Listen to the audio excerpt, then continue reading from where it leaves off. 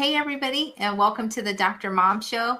I am Dr. D, mom of three, your host, and thank you again for joining the show today. Whether you're listening on the podcast or checking us out on the YouTube channel or Facebook, we're so excited that you took time out to join us.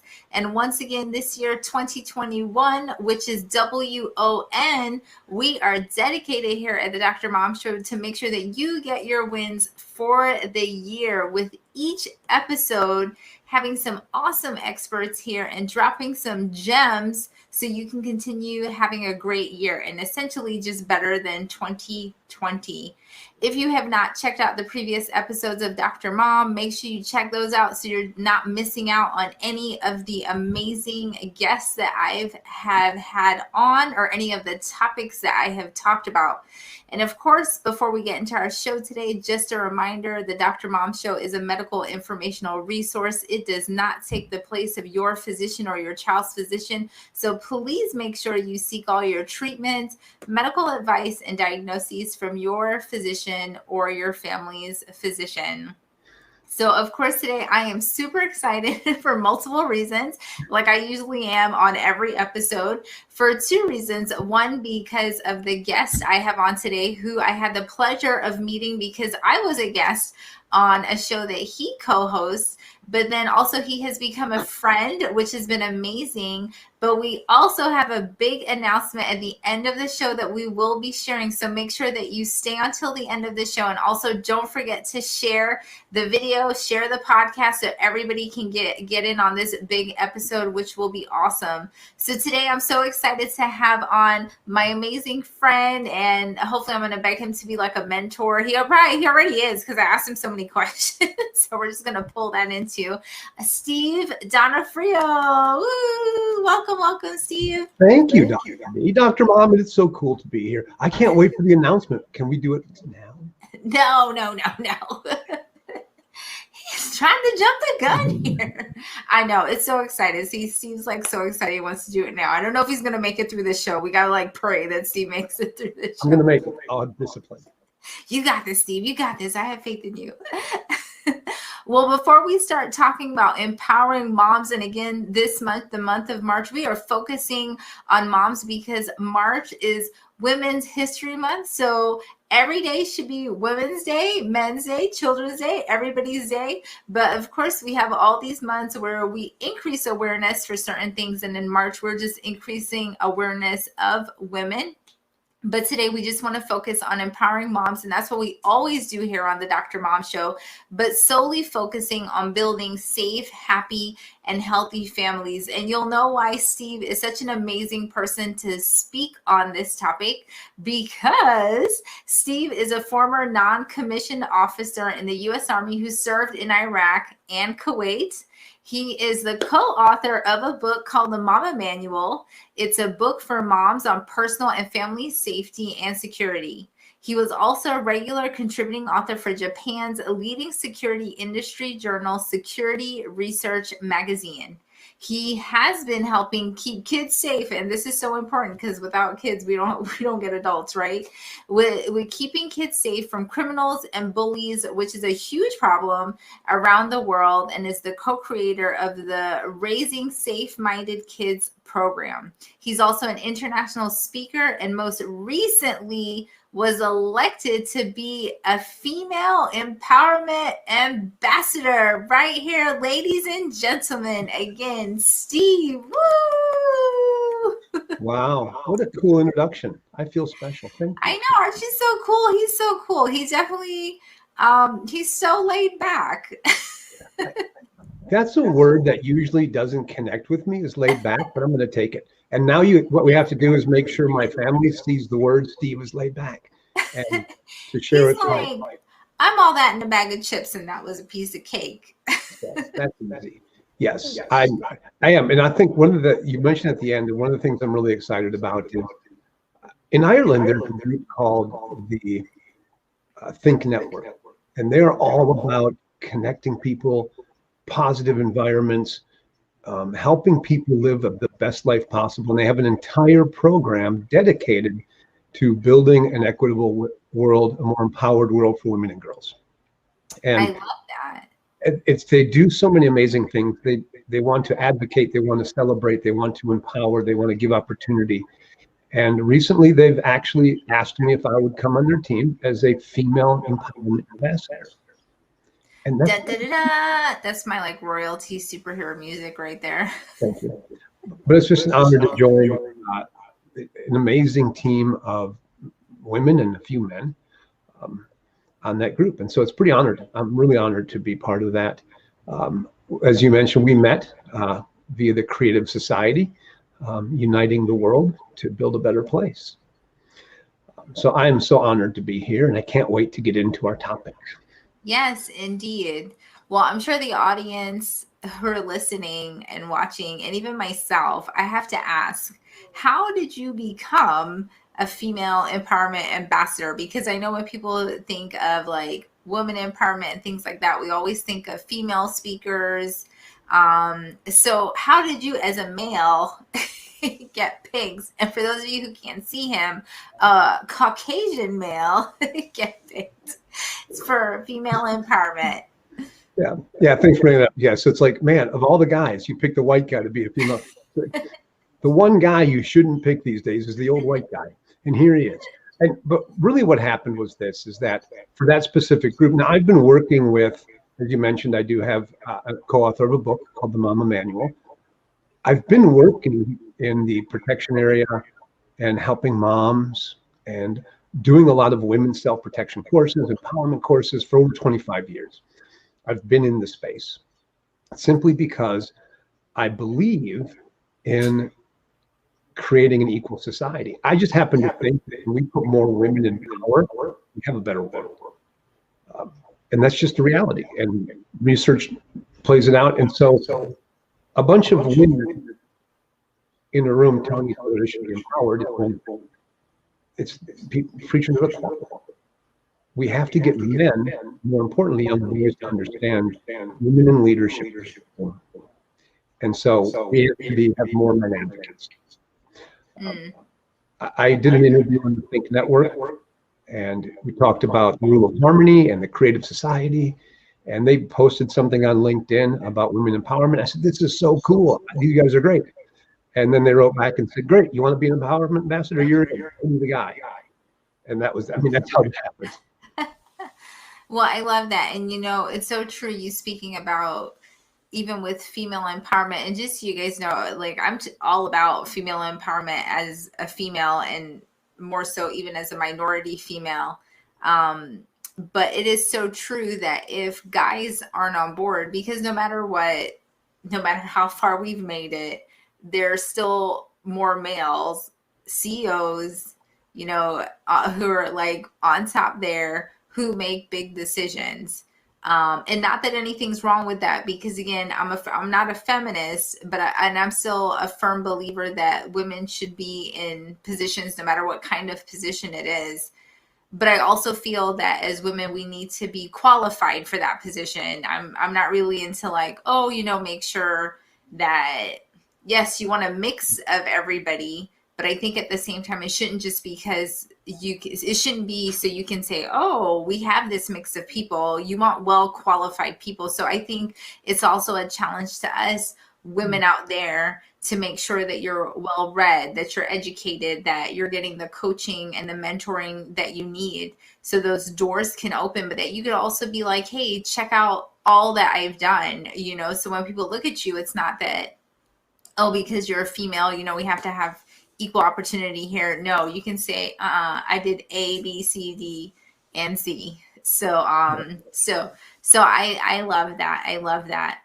Well, good. Well, we're going to dive right into our topic of, again, just empowering moms, because that's what we do here on Dr. Mom, and how we can build a safe, happy, and healthy family around us. So, and it goes right into that whole thing, Dr. Mom, is that we're talking about safety. And we can talk about women empowerment when we talk about empowering moms, because moms can then teach, and dads too, of course. The problem in the security and safety industry around women, and I know I was part of the problem for a long time, and I didn't realize it till I began to think deeply, but we always put the responsibility of safety on women. Don't get raped. Don't do this. Don't go outside. Carry your keys this way. Do this. Do this. All this responsibility. But how often do we teach classes to men? Don't rape. Show more respect. So we need to do some of that, and probably a lot more of that. They're both important, but we also need to start empowering or teaching young boys. That's right. And doing some things. So as we talk about safety, we want to talk about ways that we can also get young boys in positions to learn to respect and appreciate women in leadership. Yeah, no, I love that. Which is a great segue into my question for you, is that why is empowering moms so important, and not only on moms themselves, but the effect it has on their family when moms are empowered? So I think the first thing is just to realize now we talked about women equality and stuff, but here's the reality. When it comes to home, there's no equality, because research after research shows that women do 6 to 8 times more of the housework and taking care of children than their male counterparts. Say it again. Okay. This is like Dr. Mom's got like her family in the background. Say it really loud. Okay, I'm going to say it. Research has shown that a lot of research continues to show that women do between 3 and 6 times more housework and child caring work than their male counterparts, even if the women's working full time as well.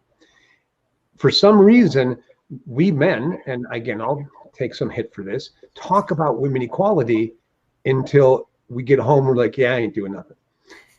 Tell you what, women equality, I'm going to watch TV and you go make dinner. I know you've worked 5 times harder than me today, but that's okay. So sometimes women equality doesn't do it. But the reality is women also actually are more concerned about household items, the budget, the food, the bills. They just have a more detailed oriented thought, even the decorations of the house. So a lot of times women oversee the home, and that's why it's important to teach them the safety, security, and home safety, home security, so they can begin to adapt that into their planning. The old school is men are the protectors. Well, they don't even pay attention they can't even lock the door half the time. I know, I'm one of them. So, but if we teach moms how to be what we call the chief security officer, the CSO of the house, you can raise better families. So they can then implement some of these policies and procedures, we call them, the 3 Ps of security management is what we teach to moms. How to raise safe-minded kids, how to build layer protection. That's part of it. And the reason why is moms generally pay more attention to these details. Yeah. And, that's so true. And I will say to that, my husband helps. Thank you, Lord, that my husband helps. But it's so true, because even in the pandemic, it's so crazy how, as women, we've continued to not only do everything that we do, but also taken on whatever that is, whether it's virtual learning, even when there's no pandemic. If you're picking up the kids, normally that falls on the mom. And like you said, even when you're working a full-time job, somehow moms do it. That's why I always say that, we're just like superheroes, and and it really takes everybody in the household. And I love what Steve said. I wrote it down there, moms be the CSO, that chief security officer of your home, because ultimately, even though guys are like the head of the household, I still do feel, even in medicine, it's like that. Because if a mom loves me as a physician, I know for a fact that entire family is going to come to me, the kids, herself, her husband. She's going to make her husband come. But to get like a dad to come, he's like, whatever, it already took me 5 years to get into the doctor's office. So I'm not going to tell anybody else. So that is important, moms, that you also, wear that hat of the CSO. And what we want to bring today, what Steve is bringing today, isn't that, oh, this is another burden, this is something else, another responsibility that I have to carry. No, it's not that. He's giving you tips today and nuggets of how to make it easy and just build that foundation, that as your kids grow, you already have all this stuff ingrained into them. And then even more so when they leave home, because as a mom who isn't nervous, my kids aren't even anywhere close to going to college, but you just get nervous about what's out there and that they make the right decisions. So I do like that. And, that brings me to my question about technology. We all know that technology is so expansive. And with the pandemic now, so much more is online because essentially, I'm going to say 99.9% of things now have just gone online. I'm just waiting for them to like print food with the 3D printer and deliver it through like some 3D printer at this point. But what are some key safety tips that in such a technologically driven society that moms can start gearing their kids up for right now? Yeah. I think one thing too is also remember technology is not the end all be all. You have to balance it out with everything else. Our current zombie apocalypse will soon be over and we'll be back to normal. And we have to remember that we don't want to too much invest in one thing versus another.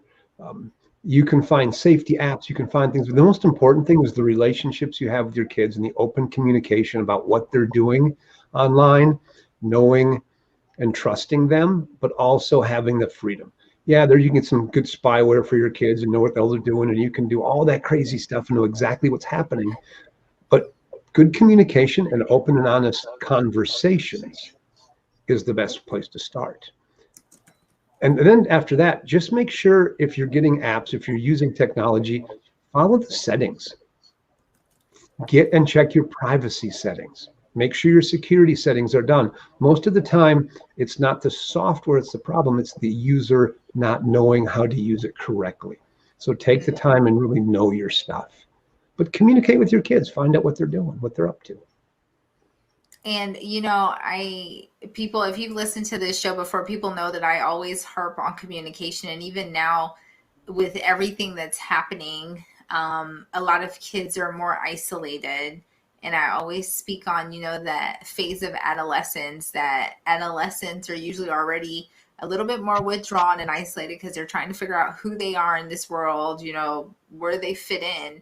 And now with the extra isolation with the pandemic, that has caused an increase in depression, anxiety, and God forbid, suicidal thoughts, things like that. But I've always just harped on that good communication, because if every day you are communicating with your child, and I always go back and say, sit down at the table, no electronics, no screen time, literally sit down, eat, and have a conversation. And that will be the norm in your family, so that when you go to do that, so it's not like when you are concerned about your child that something's going on, that all of a sudden you're like, okay, we're going to eat dinner together. And they're like, we don't ever do this. But if it is the norm, like Steve is saying, if you're having that great communication and those open conversations, when you go to say like, hey, I noticed you were watching this, or I noticed on your phone this, what do you do on that app? Or can you show it to me? They won't think that you're prying. And I think that's so important, because,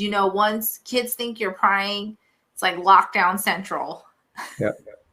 And I spent 20 some years in the youth ministry field, working with high school kids, junior high kids. And the one thing I heard over and over again was this: Steve, my parents don't pay attention to me. They don't understand me. They simply don't get me. And that's because we don't try to get our kids, because we don't listen to our kids. My business partner, Mari, in Japan, when we were teaching our program, she's a single mom, struggling like anybody else, but she has something she calls the listening cup. And it was simply a cup with the word listen written on it. And her daughter could get that cup, fill it with coffee or tea or whatever it was going to be, and hand it to mom. And that says, Mom, I want to talk. I don't want advice. I don't want judgment. I want you to be present in my life. And so she has the listening cup. It's a simple tool where a junior or senior high school student can use that. And the moms and dads know it's not time to give advice. It's time to listen and be present with my child, and let them know this is a safe place. And they're free to say anything they want to me.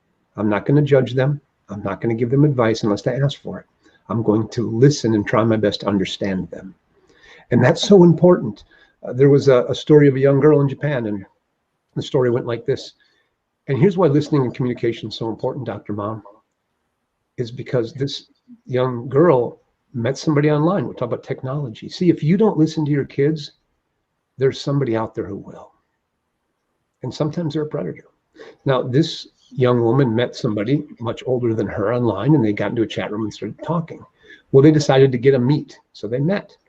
They had a nice cup of coffee or tea or whatever it was, and they had a good time talking. And she found somebody that would listen to her. She found somebody that gave her attention.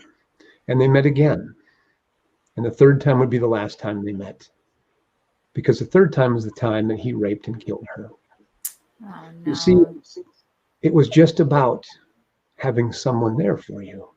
So if you start those habits young, it's the first thing we tell moms in our Raising Safe-Minded Kids class. Begin opening the lines of communication and find ways to talk about everything anytime. That keeps the kids from looking for someone else to listen to them, because that's where predators are. They're online, they're not online, they're developing relationships, knowing full well that there's probably parents not listening. I did an exercise with my students in Japan when we did English lessons with them when I was teaching English. And tell us the story of your happiest moment. And one girl said something that actually brought tears to my eyes. She goes, my happiest moment is when my dad has dinner with me at the table. Because it only happens once or twice a year because he's too busy at work. Wow. That's her happiest moment. So moms, dads watching, time with your children begins to build safety. So true. And you're so right about that gap that's there when parents don't communicate and listen. Because they've done tons of studies with gang members and young kids who join gangs, and the majority of the reason why kids join gangs is because they're from a broken home. They feel like they're not loved. They feel like there's nobody there to care for them and to listen to them. Again, going back to exactly what you said, Steve. And if you're listening or watching, you may say like, my kid's not going to bring a cup to me and fill it up. You never know. You never know. And I know sometimes there's things that may seem corny or lame that you're just like, they won't do that. But kids are still helpless. Kids still need us, no matter how mature they may be. Even me, I'm in my 30s now. I still fill out my mom or my dad's listening cup. I call my parents almost every day, literally. Yeah. And most you of will the be time, surprised. yeah, What exactly. a young person will do to get a sense of belonging from a mom or a dad. No, you're so right. And to speak on that a little bit more is sometimes kids may know that they're doing something bad, but it's really a cry for attention. It's really a cry to say like, look at me. And some people are like, oh, well, they don't have to do that. They get the attention, but it's different. That's why I feel it's so important, no matter what, in our household, no matter if my husband is on call, how busy or long our days have been, we always sit together as a family. And the babies who are now 5 know that we ask them, how's school? What did you do? Da da da da. And they always ask us now, how was your day at the hospital? So we also tell them, this is what happened today, or, daddy had a long day. It's so funny because I always ask my husband how many cases he has, how many surgical cases he has for the day, because then I kind of know how long his day is going to be. So now one of my boys, Ethan, he's always like, Daddy, how many cases do you have? So they're listening and they're watching you. And see, that's so important. And just that story of that young girl, it's so sad because unfortunately, if we aren't paying attention to our kids, there is that chance that opens up that chance that something like that can happen, because you may not necessarily know what your child is doing if you're not communicating well with them. Yeah. So please, we don't want anybody's child to be in that situation. We don't want any parent to have to go through a situation like that, because that's so awful. And security is not, you don't have to be a helicopter parent. Here's the deal. You don't have to be afraid. The boogeyman's not out there. I mean, here's the good news. It's actually a lot safer than it was in the 1970s for your children today. Now, you might not believe that because of all the media, all the craziness, but that's the reality. Your kids are actually safer than they used to be.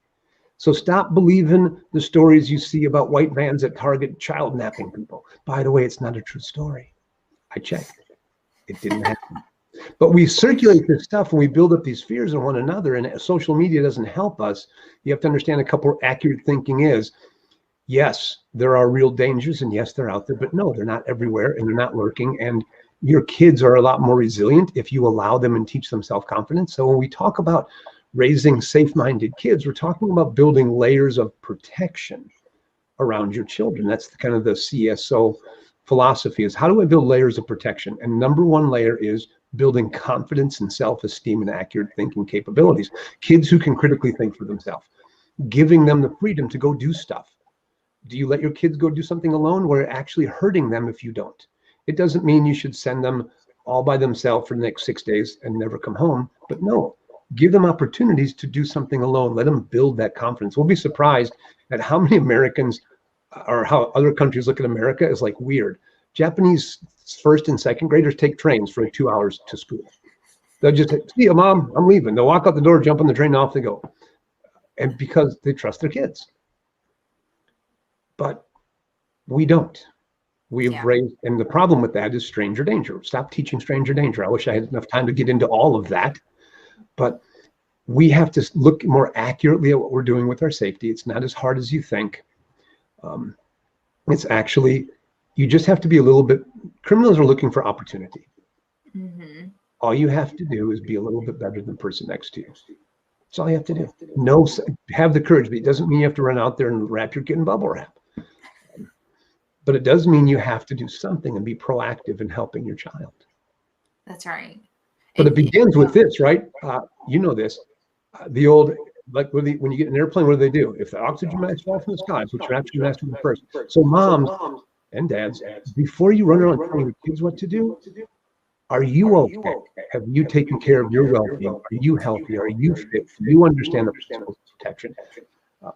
Most of my raising safe-minded kids and protect kids courses are moms who've gone through a personal protection class I taught. And then they're like, okay, I think I'm ready. Now it's time for me to do this for my kids. You must start with you first. Otherwise, you can't give that. And that's like across the board. If you aren't if you don't have self-awareness and you're not giving yourself self-care, mentally, physically, emotionally, all of that trickles down. You hear me say this all the time. Patients who are anxious, your kids have a higher risk of being anxious too, because if they see you running around anxious and getting frazzled at everything, they're going to be the same way, because mom's all anxious and frazzled. I got to be worried about something. In the same way, if we practice safe practices, our kids will practice those too. If we practice healthy practices, what we eat, what we drink, if we exercise, doing outdoor family activities, if we do those things, our families and our kids will also practice those things. So true.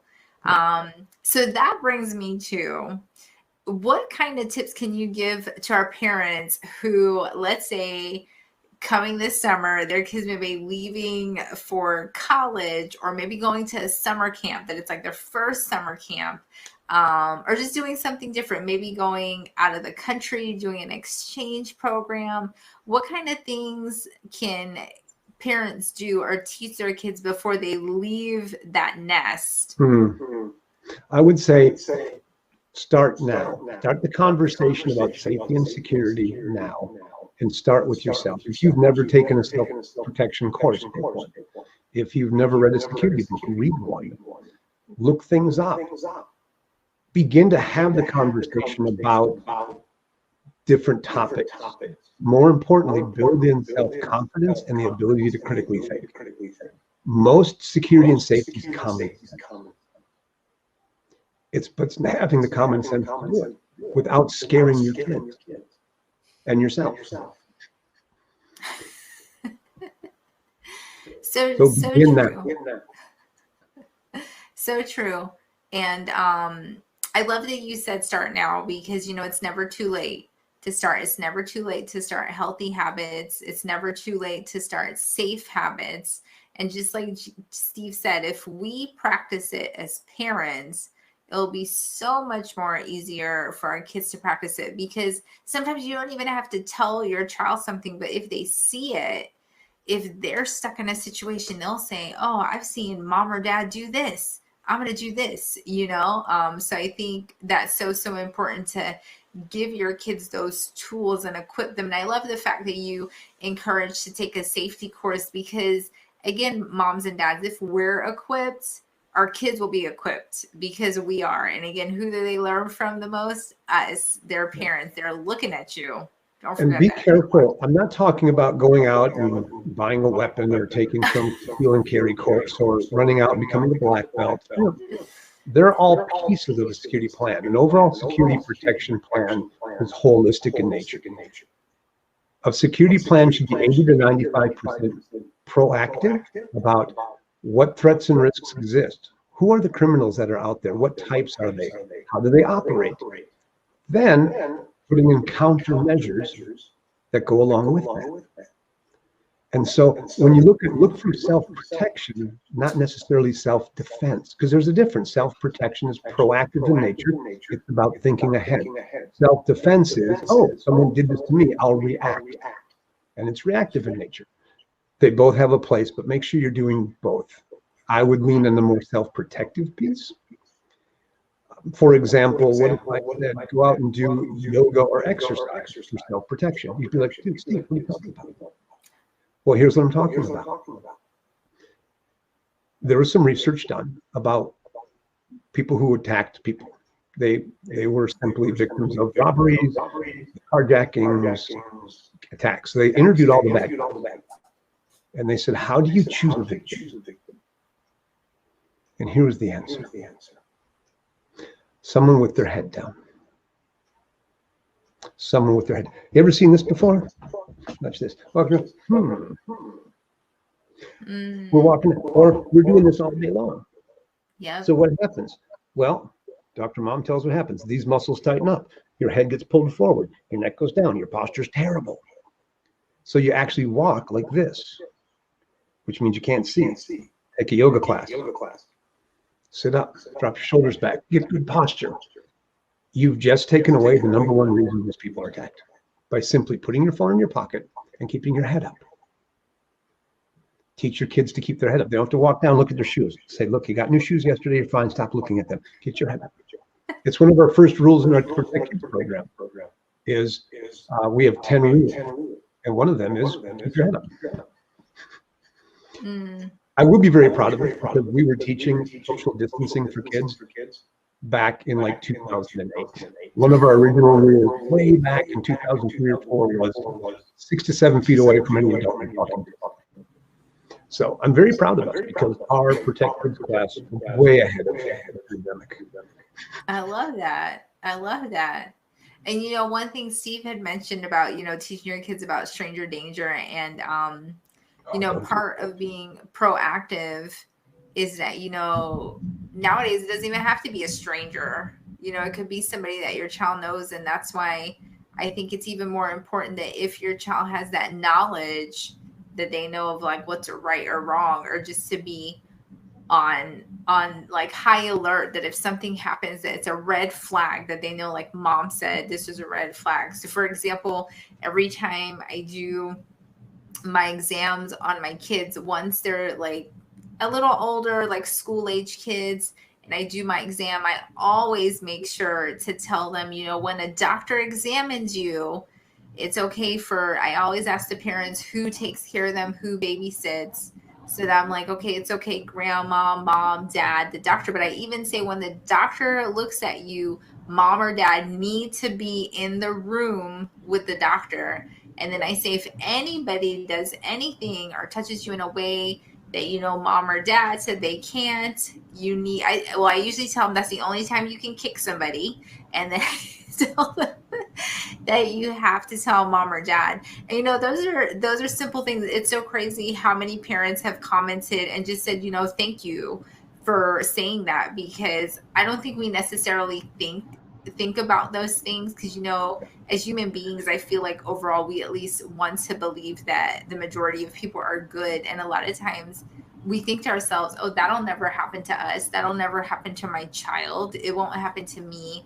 But you never know. And that's why I just love how Steve is really talking about just being proactive and making it something that's normal, that's part of your life, part of your everyday teaching as a parent, not only for yourself, for us to grow as parents, but also to incorporate that into how we raise our kids. Yeah. Well, and we talked about stranger danger, bringing it up, and here's the reality: it's not everyone's a child molester, not everyone's a child predator. They're not, boogeyman is not running out. Teaching children stranger danger is probably one of the worst things our society has ever done, and here's why. When you continue to tell children at a young age not to talk to people they don't know, not to trust people they don't know, not to go with people they don't know, they grow up to be adults who are afraid of their neighbors. So we have neighborhoods who don't communicate. We have neighbors who don't talk and don't trust one another. So you have to, who wants their kids not to be helpful? Nobody. So what you have to do is figure out, well, how do child predators work? How do these people operate? And then you take these techniques, and then what we've done is we've created little funny characters, but principles that go along. Let's just take the good old fashioned, I'm going to give you a gift or candy, the guy giving somebody candy. So what we would teach kids in stranger danger is run away, run away. But when I grew up, my neighbors give me cookies all the time. And and some people want to give gifts to their kids. It takes a neighborhood to raise a child, the African proverb. Not today, because we don't let anyone near our kids. We don't want them to be connected. We're so afraid of the world.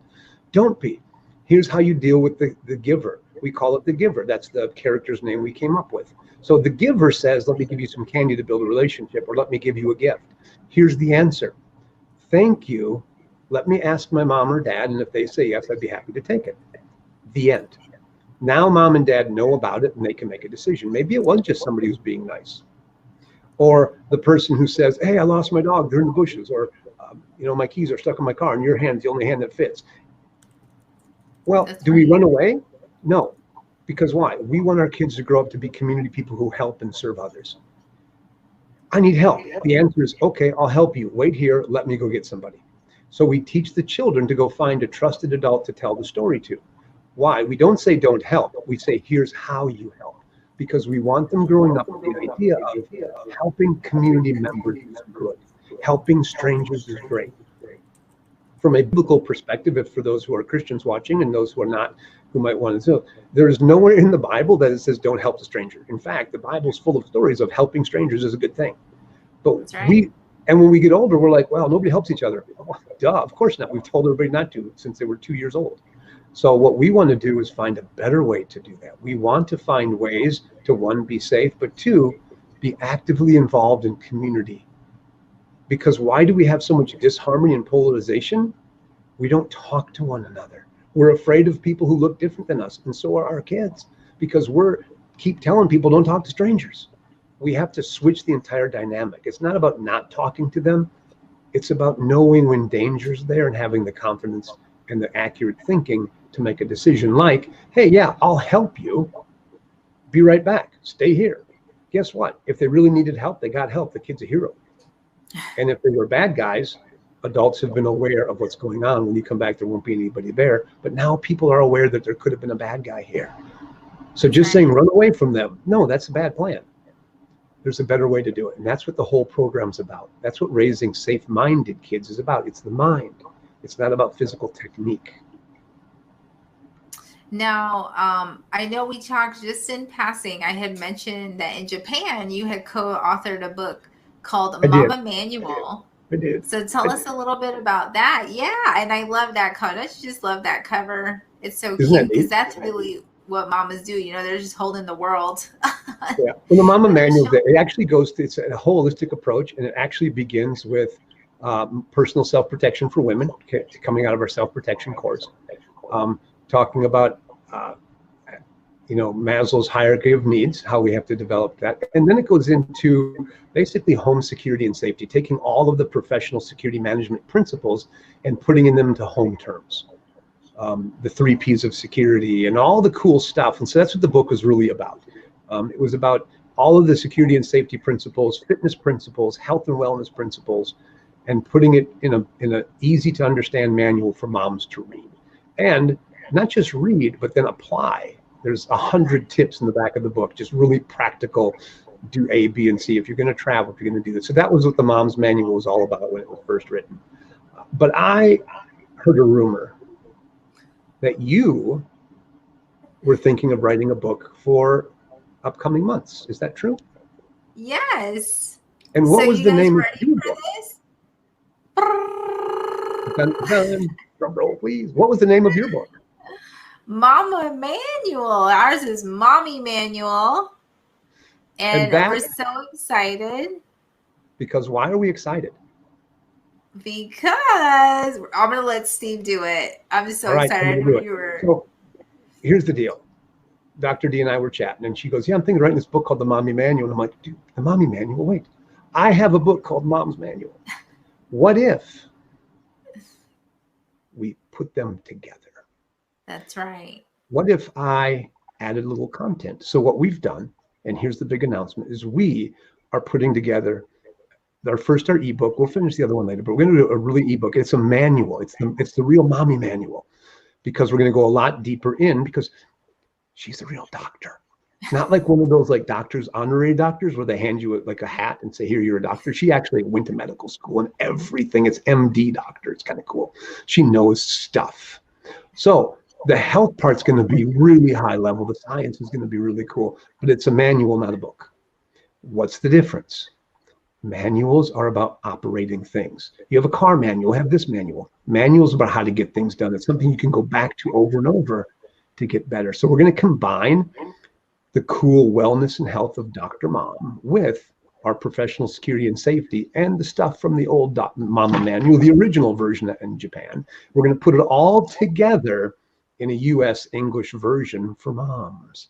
So that's going to come out really soon. Yay! So we've been working really hard. We have been.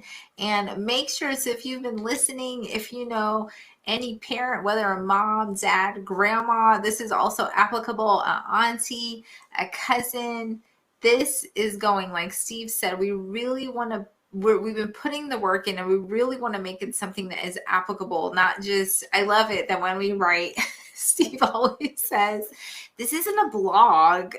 You know, when he first said that, I was like, what is he talking about? And then the next time he said it, I really like caught on to what he said, because one, as a physician, as a doctor who I've spent years upon years training, and then you get people, I have nothing against blogs. You get people who get online, they just write these like random things, and they're very generic. And that's what he's talking about. This mommy manual isn't going to be generic. It's literally like, this is evidence-based things coming from two experts. You have an expert in the security field, an expert in the medical and health field, who are writing this book. We even have a teacher who is also helping us with the material. So, I mean, these are like great people. We're great people. And I'm not patting us on the back, but I feel, you know, even when I first had my kids, that it would be awesome. Even as a pediatrician, you know, people say it must be easy for you to be a mom. No, it's not. It's totally different when it's your kids. But it's just something so nice, because we just feel right now there's nothing out in the market that has things that are applicable. And I love how Steve said it's something you can go back to and reference, because that is truly what a manual is. So we are so excited. I am so stoked about it. I can't wait for it to come out. And I feel it's something that we're going to update and just keep it going and keep improving on, because, you know, being a parent is always changing. You know, the foundation is the same, but, you know, guidelines, medical guidelines, that's probably one of the hardest things about medicine, is our guidelines always change, and we have to keep up with it. So the same thing with parenting, the same thing with security, that things always change, and you just have to keep up with it. And what better way than to have the cliff notes and the manual to get that done, right, Steve? And I do have some other good news, moms, and I have convinced, and I told her, and Dr. D understands this now, no big medical doctor words. This is going to be easy to read. So she has been warned. She is not allowed to impress us with her vocabulary. So we've talked about this, and she knows. Onomatopoeia ones. Yes, it's going to be, yes, we are talking simple terminology. That's right. So don't worry. It's like, oh man, I have to read a doctor manual. No, you don't. We are going to make it readable for me. She's going to write it so Steve can understand it. She promised. Yes, I have. And you know what? That's right. You're also, and you mentioned a teacher with third person. See, I co-authored my book with my business partner, Mari. She's a kindergarten preschool teacher, 25 years experience helping moms raise great kids. She's co-authored my program, and she's brought a bunch of stuff into our first book, and I'm bringing her on to give some updated stuff as well. So it's actually 3 of us doing this, as you mentioned. It's going to be so cool. It is. And I have another surprise too that you don't even know about. He's always full of surprises. See, are you ready? Oh gosh, I don't even know. Are you sure? Okay, here's the deal. So I was doing, I used to teach a women's course, a women's empowerment and protection course. And someone recently asked me, you should do that here in America. And now we have capabilities to do it. So what I'm going to do is I'm going to begin that when our book releases. And what I'm going to do is give 50% off that course to anyone who buys the book. It's going to be amazing. Oh, awesome. You guys hear that? So Steve is starting a new course. Go ahead and you repeat that. Yeah.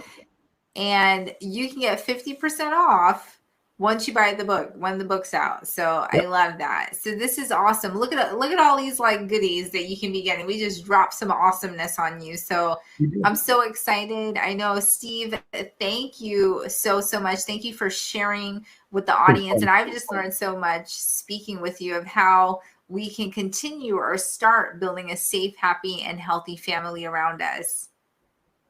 And I appreciate being here. And in all seriousness, if people can reach out at any time, this is not a business thing. It's really helping. The idea is to create a society where we're helping one another. It does take a village to raise a child. That's right. The concept here is we want our children to be people who grow up to be active members of our community. We want our kids not to be afraid of people who look, think, and believe different. We want them to get along. We want the next generation of leaders to stop hating one another and start helping one another. And as someone said the other day that I just loved, are our differences really that big of a difference? Yeah. Let's think about that for a minute. Are our differences really that much of a difference? No, not. That's right. I love that. Well, thank you again. If you guys want to connect with Steve, if you're interested in a course, if you want your company or a class or your family, whatever it may be, to take Steve, just security, just safe-minded course, which is so important. And he's just not only hitting on security items, but everything as a whole, our life as a whole, he's hitting on. So if you want to connect with him, LinkedIn is the best place to do that. And I have the link scrolling below. You can just check him out. If you're listening, I'll have the link in the notes. And then you can always just look him up by Steve Donofrio on LinkedIn, and you will find him. Also, if you're looking for any new things that he's doing, you can always check it out there. And then you'll know when our book is coming out officially, which will be soon. So thank you so much again. Thank you again, Steve. My pleasure. It's been such fun.